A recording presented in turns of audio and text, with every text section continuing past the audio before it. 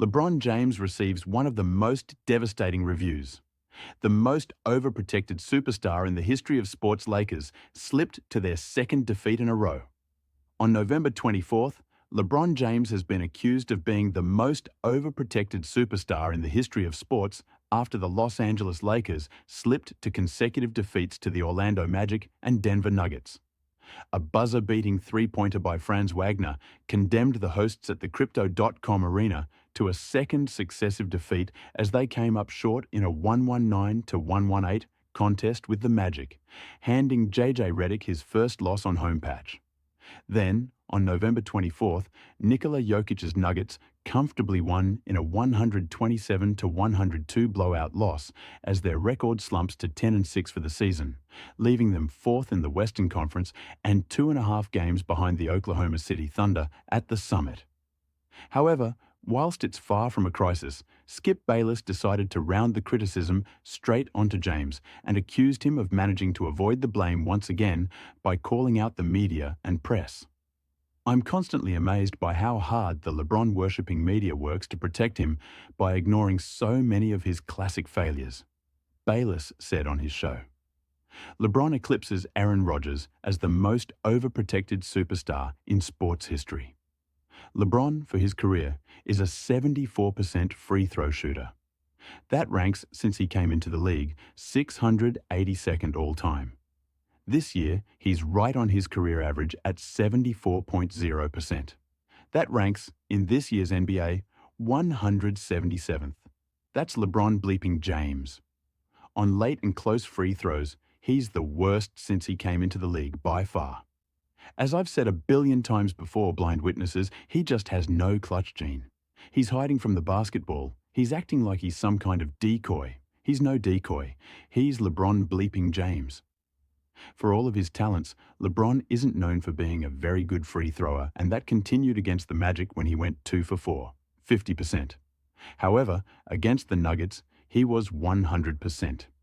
Additionally, across those two games, he posted 49 points, 14 assists and 16 rebounds in 72 minutes of action, so it does seem harsh to be laying the blame for the two defeats solely at the feet of the 39-year-old. What do LeBron James's feet have in common with a Porsche 911? LeBron James's peculiar feet are back in the spotlight, but this time the Los Angeles star finds a curious comparison. LeBron James has a privileged physique, no one doubts that.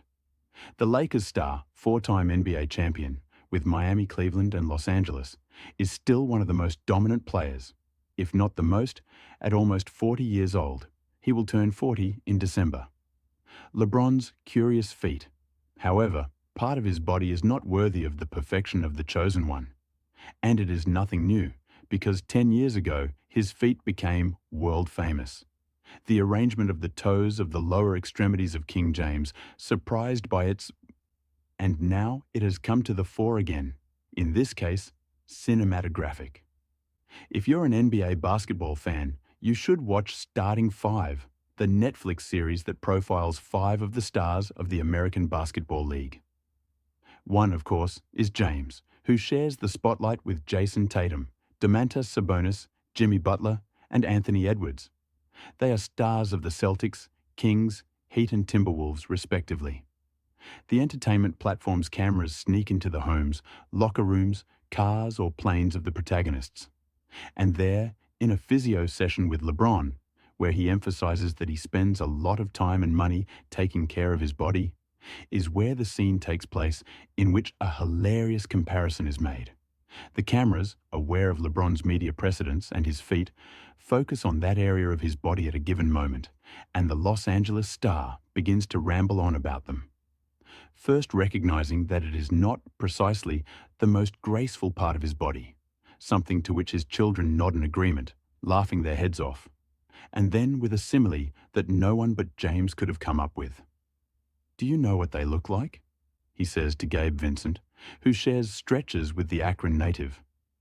"Do you know the Porsche 911, when the spoiler goes up, you know that C is about to take off. My little finger is my spoiler, so when the C goes up, it's over. I can go up to 6th. Thank you for watching. I have the streamlined little finger. It doesn't touch the ground. I'm like a frog, says the Lakers forward who, interestingly, does not appear in the series at the wheel of any Porsche. The Maybachs, however, seem to be his preferred choice, perhaps because they have much more space inside to accommodate a giant of 2.06 meters and 113 kilos.